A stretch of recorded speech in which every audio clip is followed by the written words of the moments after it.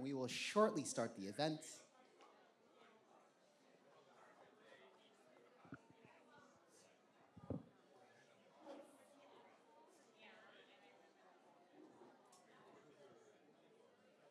As you wrap up your vote, and if you are still looking to vote, you should go all the way where the food is.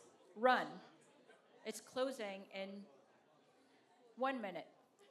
You're ready. Okay, the judges are ready. Okay. Should we begin? Is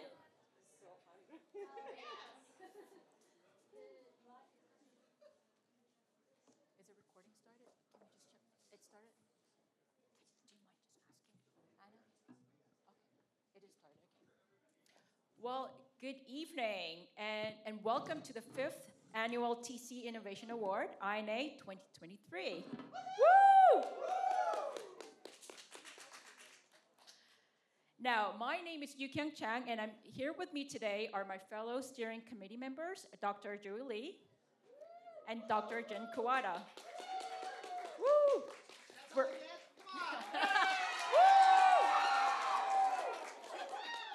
We're also members of the Communication, Media, and Learning Technologies Design Program at TC.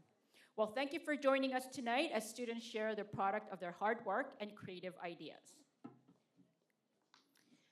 INA 2023 wouldn't have been possible without the support of many individuals, offices, and friends of TC. We would like to give a special thank you to Dr.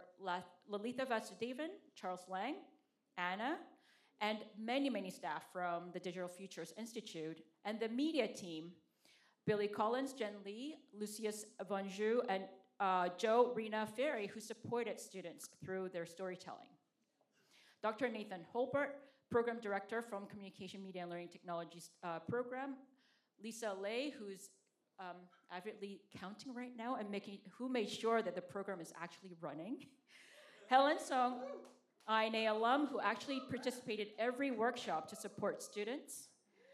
And lastly, we would like to express special gratitude to the students who participated in INA 2023, who showed dedication, creativity, and collaboration. Woo! Well, 12 teams of students worked tirelessly through the last 3 weeks to learn about, engage in, and reflect on what it means to design, develop, and test.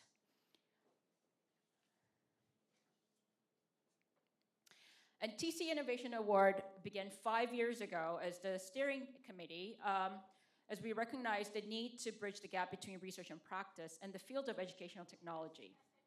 With rapid development of technology, the gap is ever more present, and we believe we are contributing to the field by training the future change makers, sharing their innovative ideas, and also the stories that they're telling to inform the others in the field. This year, students were tasked to tackle 2 additional quests as they engaged in their design journey. 1, each team had to engage in participatory design with their target audience. And working with the stakeholders was difficult, but it was an invaluable experience to learn about the opportunities and challenges of authentic design process. Teams were also asked to document their design journey through the 3-minute videos, which you have probably seen some of them, and thus the theme of this year, storytelling and the design journey. So to get started and to introduce how this evening will unfold and introduce the judges and the teams, my colleague, Dr. Jin Kawada. Thank you, Dr. Chang. And good evening, everybody. Thank you for coming to INA 2023. Woo! Yeah, today we have 3 finalist teams that are going to be presenting their works and their thoughts on pressing issues through design and the story around it. These teams are Team ChatPal, Team Transcendence, and Team Accessing Autism. And here's how the evening will go. After each presentation, our esteemed panel of judges will give a brief comment and reaction. And as they go through that, they will then deliberate and make that really tough decision of who goes home with INA's honor of 2023. And as tradition, at that point, we'll announce the winners, including People's Choice Award, which I hope you found the ballot boxes. They are now currently being counted, and that will then kind of conclude our evening. So first, I'd like to introduce some of our judges. We're really lucky to have three amazing judges here with us tonight, representing expertise in very different areas. Dr. Azi Jamalian, entrepreneur, engineer, cognitive science PhD, building innovation hubs and communities for children called The Giant Room. She's completed both her master's and PhD at Teachers College, homegrown. And I also want to add that she is a returning judge to INA. Through the years, she's been so supportive of the institution's initiatives and our students. Welcome back again, Ozzy.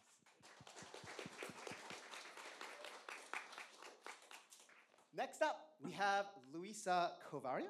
She is a creative strategist, systems thinker, storyteller, and community organizer. 15 years of experience working with Fortune 500 companies, philanthropy, startups, governments, and creatives. She's trained as a filmmaker, interaction designer, turned into a startup executive.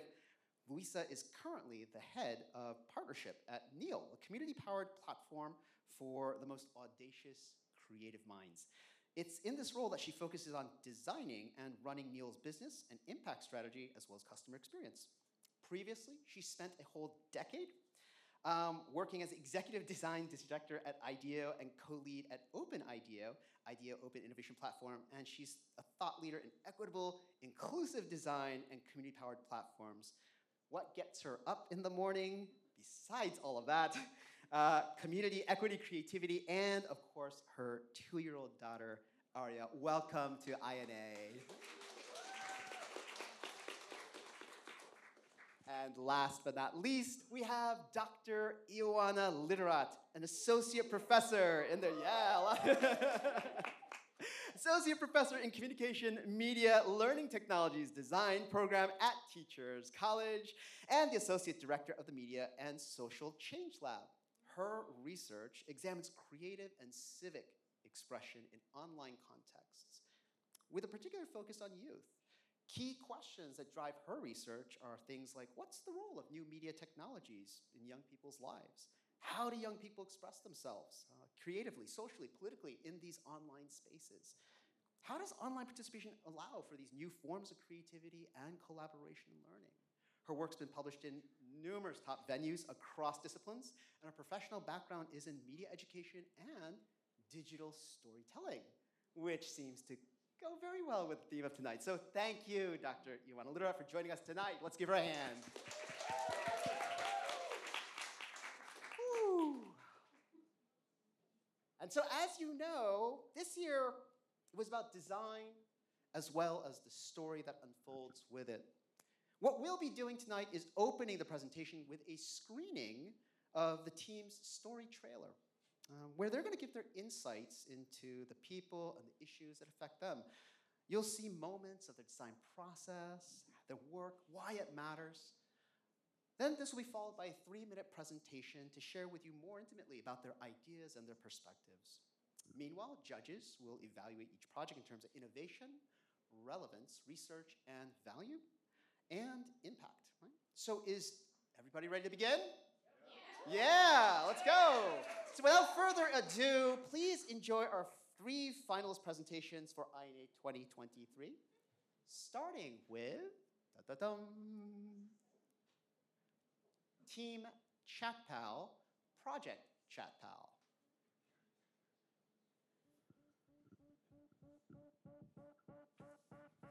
Julia is an international student studying in the United States. Every day, she must perform her best in a foreign language. As an outgoing person, she enjoys talking with her friends and colleagues, but the language barrier can turn casual conversations into a huge source of stress and anxiety. I know that the only way of improving my English is practice, but sometimes I feel stupid. Sometimes I feel embarrassed that I don't know some words. Sometimes I don't understand some people, and I feel shy to ask for a clarification. When I first got here, of course, my main fear was of being judged. I got nervous because I was overthinking my language speaking skills the first few months, even though I could communicate and I really tried hard to push myself out of my comfort zone. They were tough. And the negative one is that also some kind of disappointment for myself. I might feel not that confident about my speaking, but yeah. This is a struggle shared by almost 1 million people in the US. Research has shown that language barrier and cultural differences are major factors that can negatively impact international students' experience and success. So we decided to help and started working on a solution. Over the course of several weeks, we worked together to identify our goals, target user, and the problem that we were trying to solve.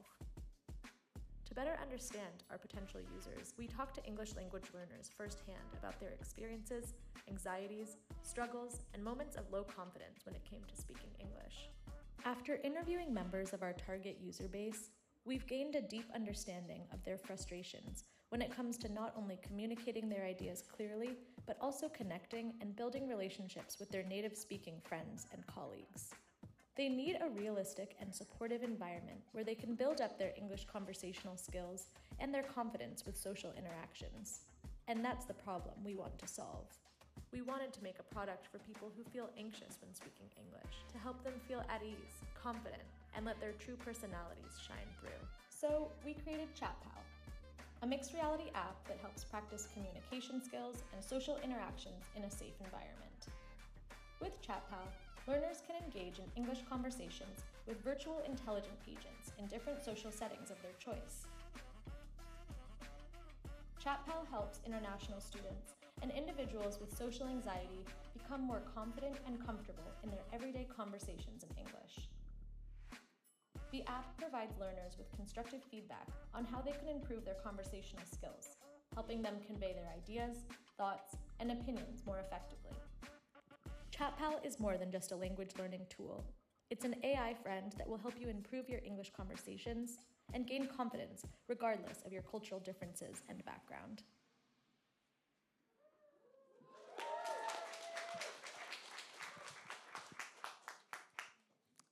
Hello, everyone. I want to start with a quick question. How many of you here are international students? Please raise your hands. That's a lot. Around 20% of all students at TC are from non-English speaking countries. Speaking foreign language in front of native speakers can be scary. Coming to a foreign country to study, work, live in foreign language is terrifying. We know this firsthand. Our team consists of mostly international students, and that's why we created ChatPal. Now you may be saying, we already have ways to practice English. That's true, but there are a lot of issues with these conventional ways. Workbooks could be static and scripted. Existing apps just lack authenticity. Personal conversations are great, but they could make us anxious and nervous. So we talked with many other international students to see how we can help. And at first we thought maybe it's the shy and introvert student that was struggling the most with this language barrier, but it turns out it's the more outgoing and sociable one. So these students, they love connecting with each other, and they do not have any problem doing so in native language, but as they find themselves, struggle to even articulate the simplest thoughts in English, it's really frustrating for them. They feel a fear of being judged. They fear of humiliating themselves. And with this, a casual conversation can turn into a huge source of stress for them. And with this learner, they don't need another language app just to tell them what words to use or how to respond to a social context. What they're looking for is a platform to help them build up their confidence and help them how to express themselves confidently, authentically in English. And that is what ChatPal aims to achieve. Our solution is drawn on two major learning theories. Social constructivism, which says that our language is developed through interacting with other people, and situation cognition, which emphasize the importance of an authentic practice environment for people to learn. And our vision is to create a safe, authentic, and personalized learning space where international students can feel like, oh, it's okay to make mistakes. It's okay for them to gradually grow their skills. And so we create ChatPal, a mixed reality app where students can practice English conversation with a virtual agent in different social contexts or roles of their choice. So the conversation in our apps is utilizing the large language model like the OpenAI ChatGPT to provide the student with a natural and personalized conversational flow. And also some of the research lately has shown that the virtual agent can actually help students alleviate their speaking anxiety while enhancing their learning outcome through providing some tailored feedback. And that's what we want to do with ChatPal. With ChatPal, students can comfortably and effectively improve their English conversations. And with all the buzzing of the AI lately, and we ask ourselves, why not bring those to leverage the language learning experience and bring it to a whole new level? And with ChatPal, we would like to welcome you to a whole new learning area of immersive, authentic, and personalized learning. Thank you. Thank you. Do we have comments, reflections, thoughts, inspirations led from us? I think the mics are on, so just feel free to jump on in. Great job. That was amazing. You're incredible presenters. I love the simplicity of the idea. I think while you have a very niche target audience, this can work for millions of people around the world. And while it's enabled with AI, it can work with other types of technology. So great job, very clear and very universal. I want to echo what Luisa has said. It's such a timely, relevant, impactful idea. I was an international student myself, so it really, really spoke to me, and I can see this area of need. I really appreciated the passion that you put in the project and the presentation. I'm just amazed at how you are able to combine, this very, very timely technology with this clear area of need and a very clear and easily identifiable kind of target demographic, which is a challenge, but in your case, that's really clear who your target demographic is. It just seems like a really feasible and really necessary intervention. I also really enjoyed your presentation, also another international student. It actually reminded me of the way I still to this date practice for my presentation, always stay in front of the mirror and try to say everything out loud. Even if I know I've written everything and I said it in my head, I try to say it out loud, and that really helps me with the confidence and hearing myself over and over. I didn't get from your presentation exactly how the app works. Is it that basically the user actually talks and then there's like a speech-to-text conversion? If that's the case, that's great. So they actually get to use the words in communication and see someone in front of them. And then the other thing that it would be interesting that I didn't get is like their facial expression of the agents. So there's like a lot of nuances that you could add, and the technology is there, and you're aware of all the resources out there. So it could be a really, really, really great app that helps many people around the world, not just international students in the US. So congratulations. Thank you very much. That's ChatPal. All right, moving on. Number 2, we have, the judge's remarks, which we just gave. And then we have Team Transcendence with Project Amuse. In this bustling universe, I feel like a quiet, negligible planet. I'm not really good at expressing my feelings to others, but when I do explore how I feel, it helps me organize my thinking and even discover myself. I wonder if I could communicate my feelings in ways beyond just words, such as this, or that. And this is what I have after hours of tedious work.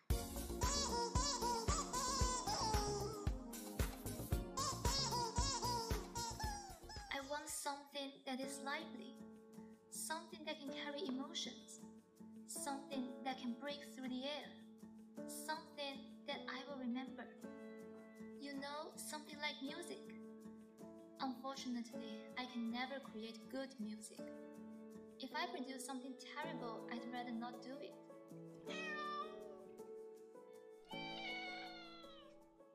Thank you, but I'm lazier than you think. Unless, just let me put some random words or ramble for a while. Or even draw some nonsense and then, whoa, there is music.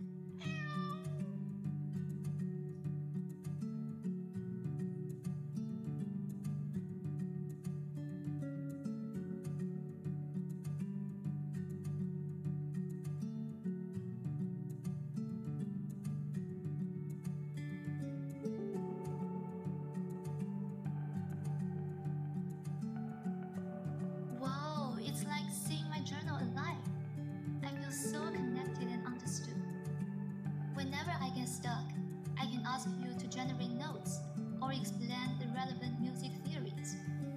If I'm too lazy, I can also ask you to add chords or percussion for me. And after everything is done, I can share it with my friends.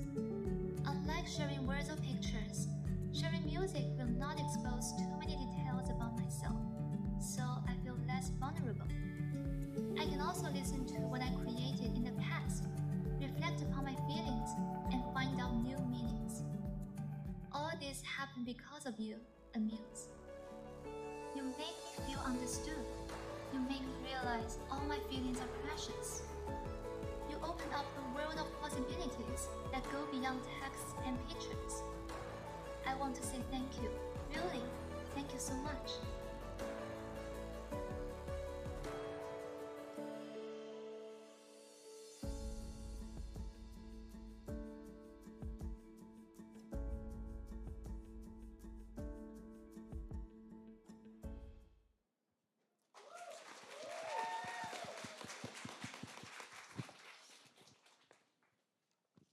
Hi everyone, this is a team Transcendence.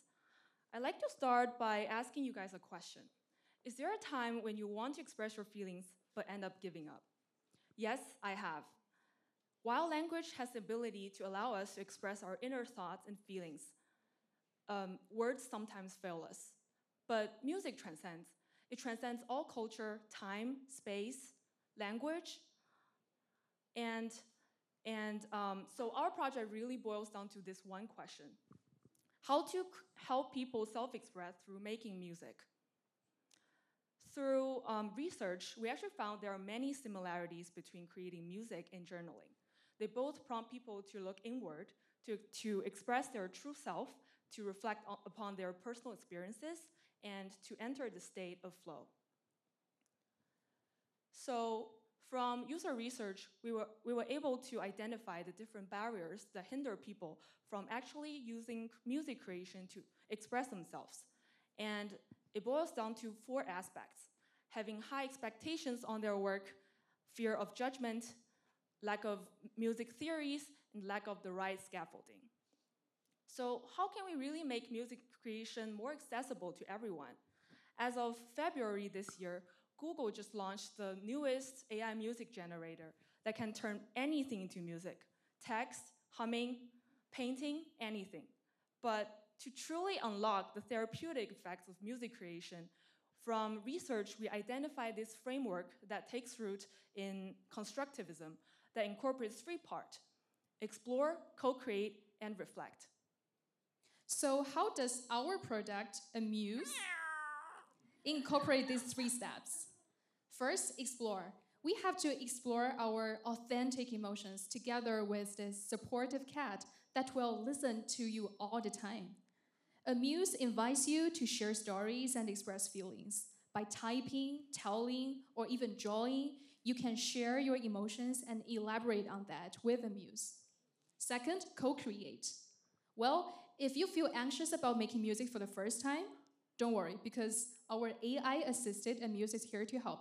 You know, it's just like an audio version of ChatGPT. We can choose from creating music by our own, or we can simply choose Amuse to generate music for us. So, for example, I'm a novice learner. I can just use Amuse to generate a list of music pieces for me by 1 click.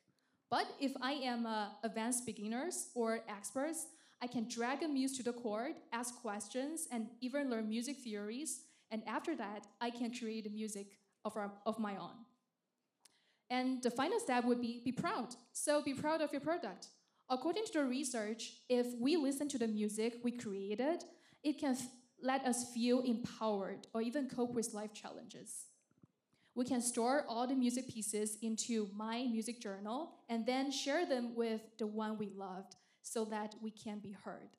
So this is Amuse, and music can go beyond language, culture, or even, the furthest imaginations to transcendence. So we're Team Transcendence. Thank you very much. Thank you.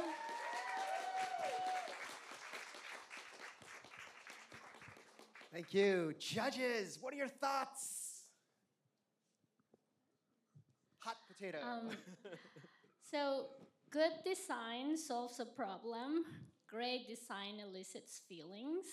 And since the first moment I saw your product, I felt things, and that's really powerful.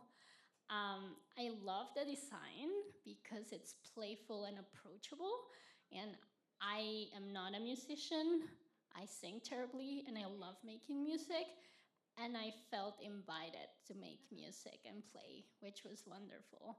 If you do pursue this project, which I think you should, I would don't over give too many options. Like the beauty of this is simplicity. So when you start giving like making chords or like, then it gets a little complicated. So I will keep it simple. That's the beauty of what you're doing.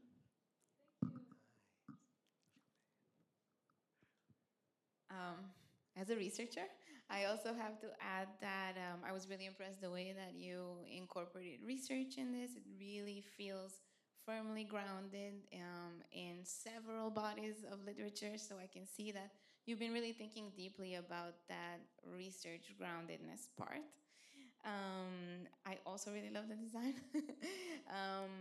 Also, as someone that studies, online participation and privacy and aspects like that, I appreciate how it has that more private, introspective, reflective element, but also the social element of sharing and how the user has very clear agency, right, in selecting, do I want this to be for myself or do I want this to be for others or both?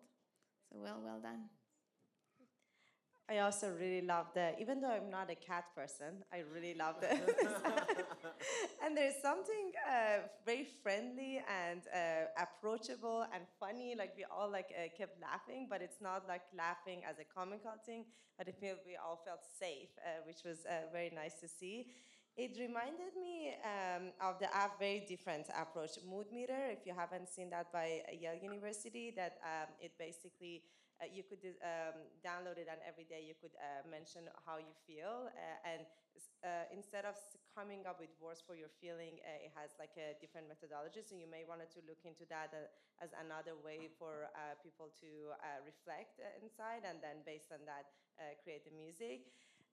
Another thing that as a user, if you end up actually having the app, would be seeing it as memory. So how you felt through like last week, how you felt through like last month. So like seeing how the music goes ups and down, and those are more shareable, I think. Like moments are not necessarily shareable, but at least for me, I always find myself sharing memories with my friends through photos, and I haven't seen anything with music, which, as you said, it always bring up other side of us, which is much more, sometimes much more powerful. Thank you. Thank you. Team Transcendence, thank you very much.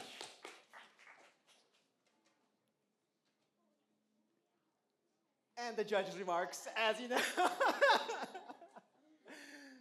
Note to self, fix that for next year, right? Last but not least, we have our third team for the evening, the team Accessing Autism, with their project name, Magical Girl Cato presents Conquering Middle School. You know what sucks about having undiagnosed autism in middle school? Making friends is hard.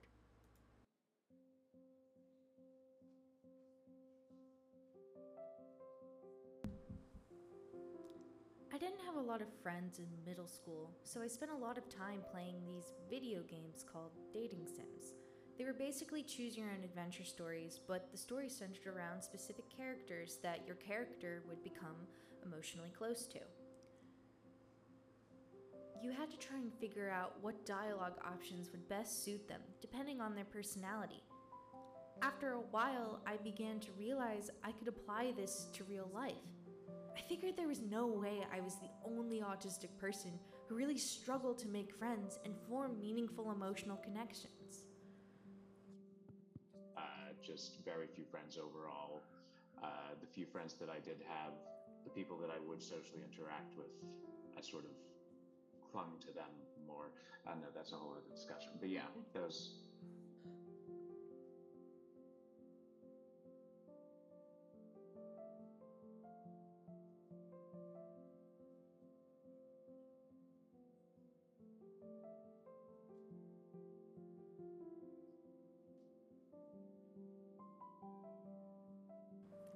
knew this was something I had to make, so I decided to make a team.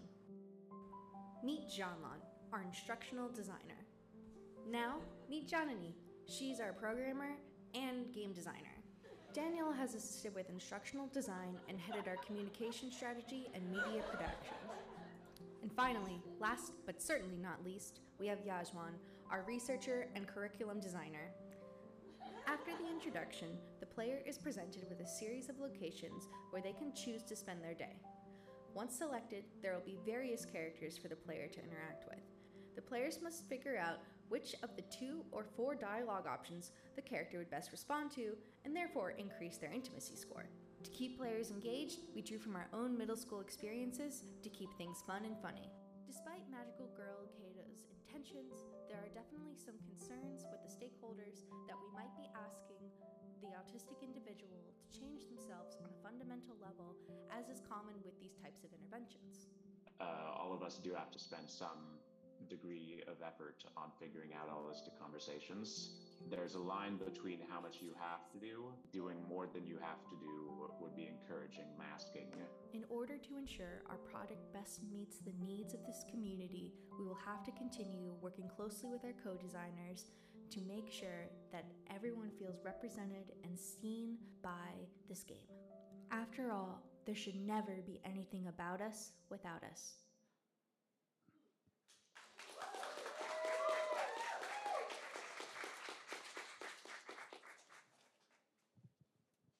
So, good evening, everyone. Thank you for being with us tonight.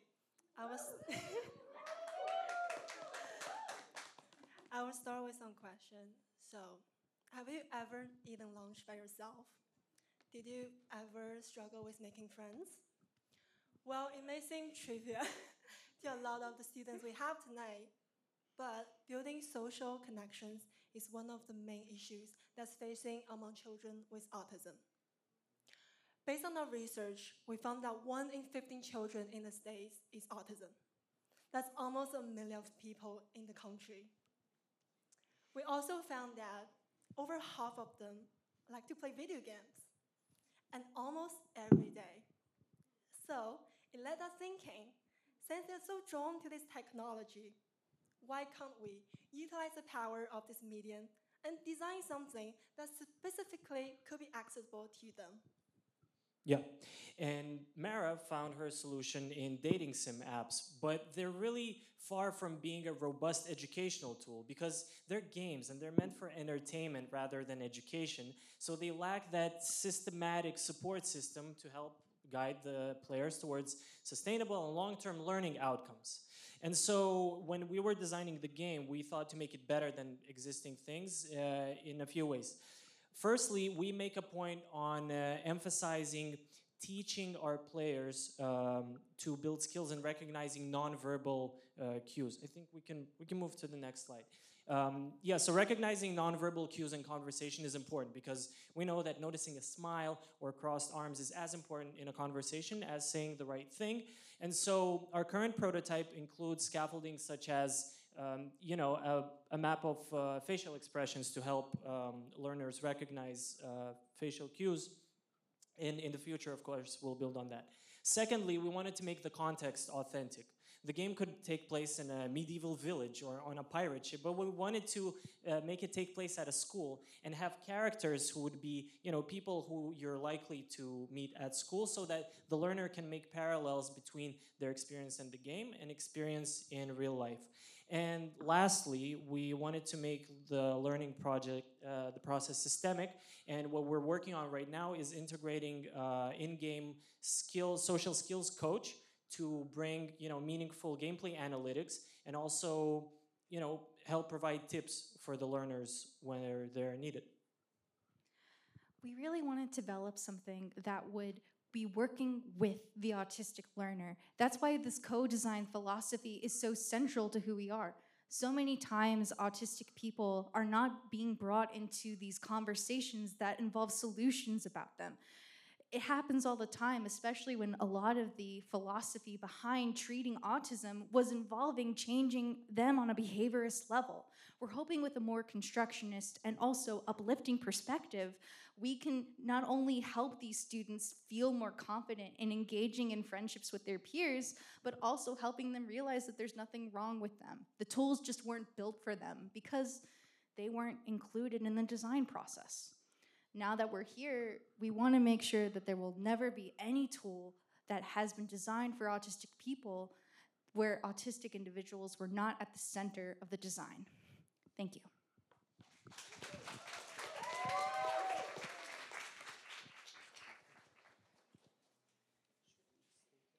Wait, I learned my lesson. Judges, please, your remarks.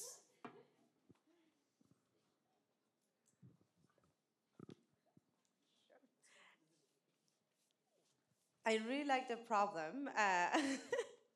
It's how to make friends is a very interesting question.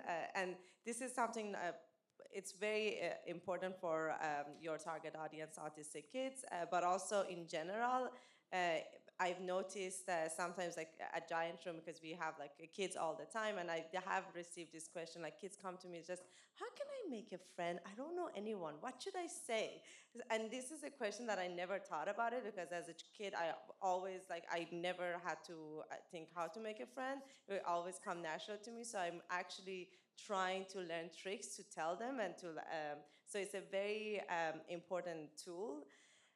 One of the things that I didn't get from your solution or from the presentation was how the game would help them to bring these tools into their real world. How does the transfer works? Is it for them to learn how to actually make friends in their real life, or make friends in the game? Both has values. I just didn't get what are the goals of the game. And then the other element was I really liked how you mentioned that you want to focus on constructivism and not necessarily changing behavior. And a lot for constructivism needs to be, again, the app shouldn't be talking at them and actually helping them to experience and learning through the process. And from your presentation, again, I felt sometimes maybe, is it like a lot of direct instructions, or is it actually helping them to learn through play? Again, I just didn't understand it from your presentation. But overall, I think if you have the game out, it will help many, many, many, many kids, autistic kids for sure, and it's great that it's a product co-designed with them, but also I'm sure it will help many other kids that just find it hard to find friends. Thank you.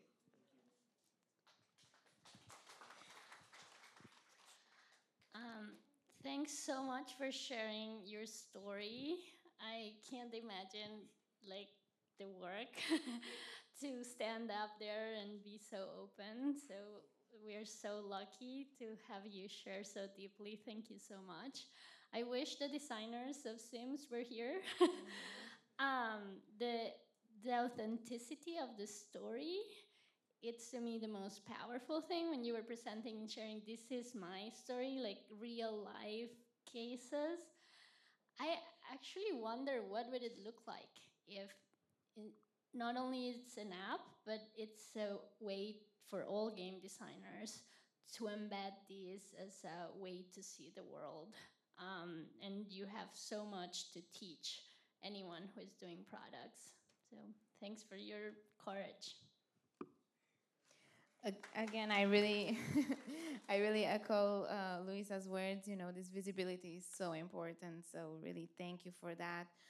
Thank you for the vulnerability and for the amazing. We can see the work that went into this and the creativity that went into this. I also want to say, amazing video.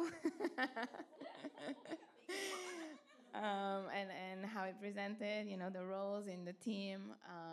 You clearly worked together really well. That collaboration, we can see it, and it led to an amazing idea.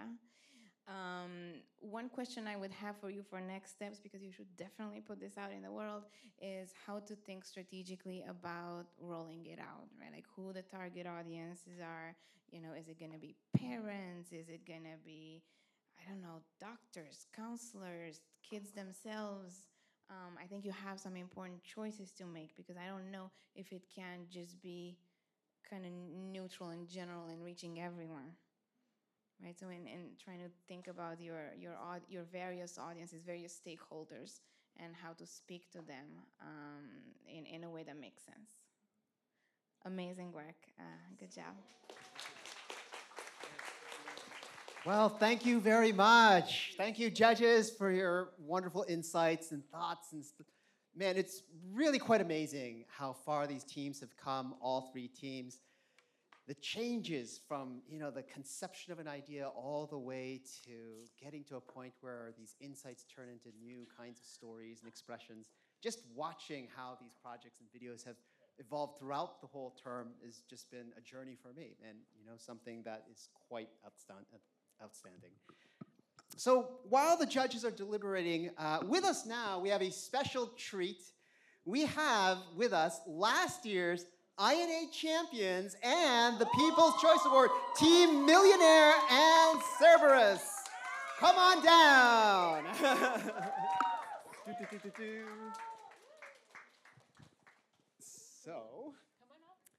And what they're going to do is they're here to share with us a little bit of conversation, reflection about their INA experience. But please, again, welcome back these teams. We have Anchi Wang, Abu Abdelbagi, Helen Song, King Chen representing teams Millionaire, and representing team Cerberus, Blake Danzig, Jordan Birkland, and Grace Choi. Thank you so much for joining us. So, how do you all feel? Welcome back. I know that you are all hoping to, it's going to be good to be in the audience this year and not have to do any work. And here you are. How do you all feel today? Feeling good. Feeling good, Jin. Thanks for inviting us back up here on this stage. Well, what are your thoughts? As you kind of see, because obviously INA has been very, very different this year than it has in the past. When you take a look at what the students have done and the different projects, what are your thoughts? Super impressed but really awesome work. Last year we focused on the metaverse, so most people's projects were about VR, but really impressed also with the storytelling I'm seeing here, in addition to awesome projects and awesome instructional design. Yeah. To go off on that, I think that the design work and the storytelling that went into projects this year had a level of concreteness that a lot of projects last year perhaps did not have, because we are designing for something that didn't quite exist yet. How about you guys? I think from what I remember, a big change is incorporating the design journey of every individual team. And I feel like it's a really nice opportunity for everyone to reflect on their whole design process, which is really great. Thank you. Now that it's been 1 year, what are some of the reflections or things that you remember from your journey last year? I guess for me is that having to make a video and articulate our design really made me conscious of what are the things I should think about in the process, but also if I am in a position to present my design or convey my design idea to someone else, how can I really structure it in a logical, coherent, theory-grounded way? That's something that brought me that I carried with me.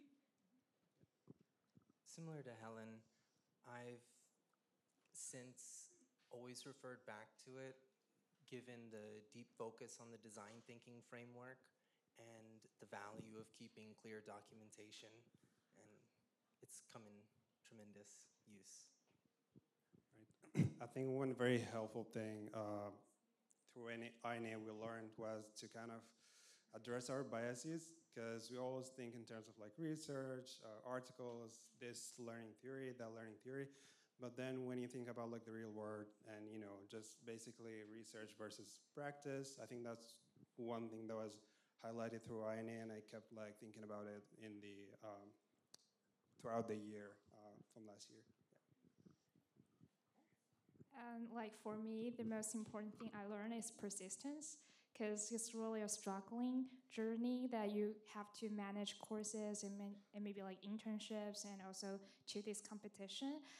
It's like our team changed our Slack channel name to Let's Quit INA sometimes.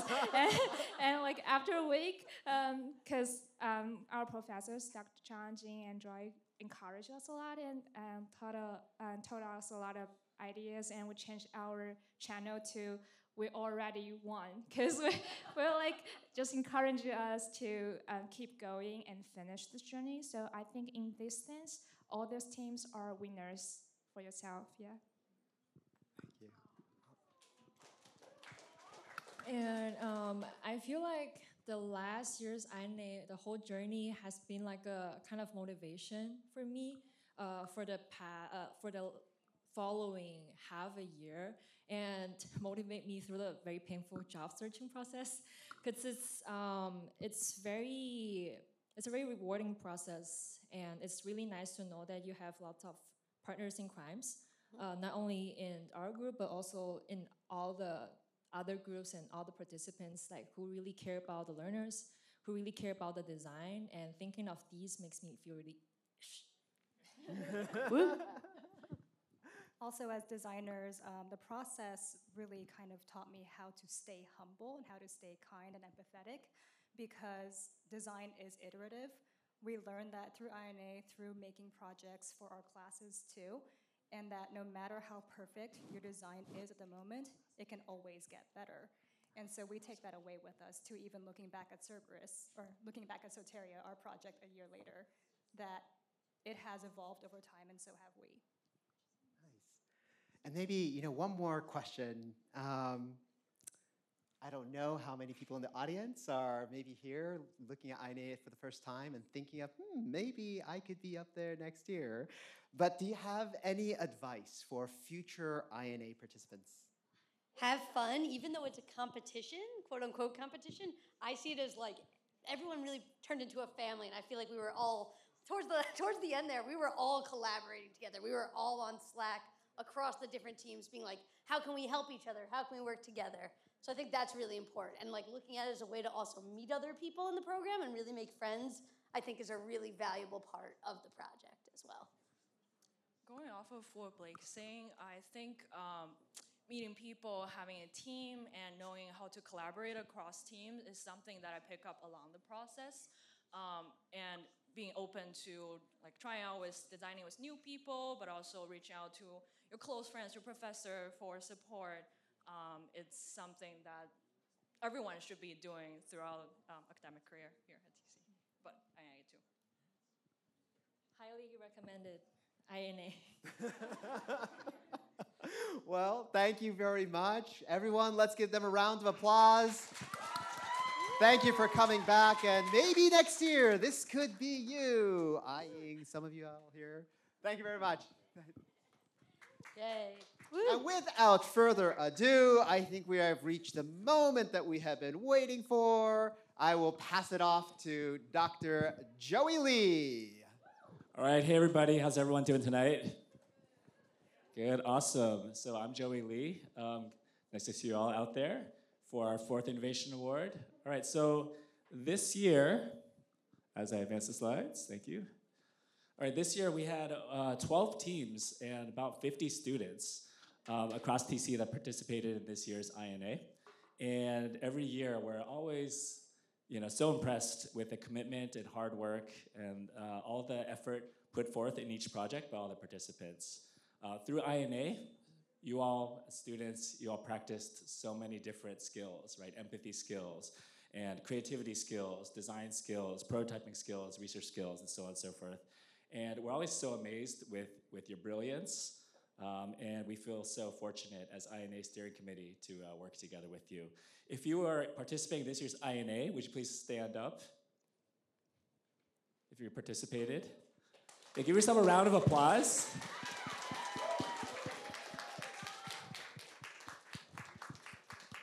And congratulations on all your hard work and these amazing projects. The quality definitely shines through. So we thank you guys so much. All right, with that said, it's now time to announce our winners for the evening. All right, we're gonna present 2 awards, starting with the People's Choice Award, okay? As you recall, the People's Choice Award, the first hour of today's event, all the visitors, you had a ballot, and you were asked to vote on your favorite project. This People's Choice Award, it goes to the one that was considered the fan favorite, the one that received the most votes. All right, and so taking out our...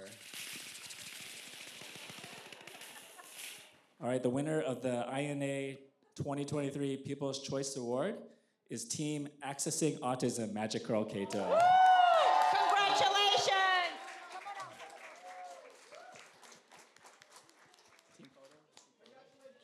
We're gonna take a quick photo.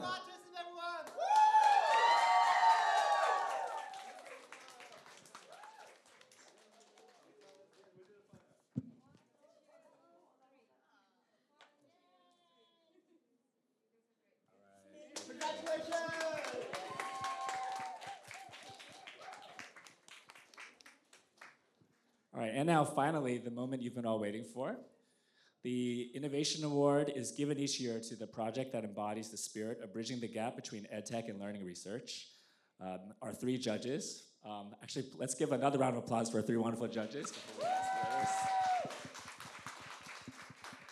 Our three judges evaluated projects on 4 criteria: innovation, relevance, research, and value. Right, so drum roll, please. Nice, that sounds great. The winner of the 2023 Innovation Award is Team Transcendence, Amuse. Woo! Congratulations. Where's the team? Where's the team?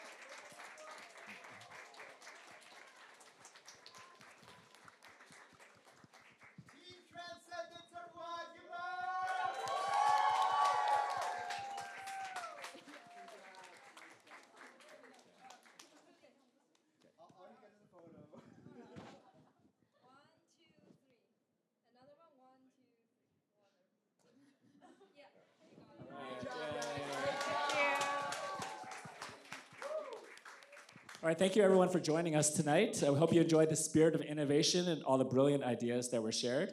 We'll continue to innovate and support student innovators at TC. We look forward to seeing you all next year, but for now, good night. Thank you. Thank you.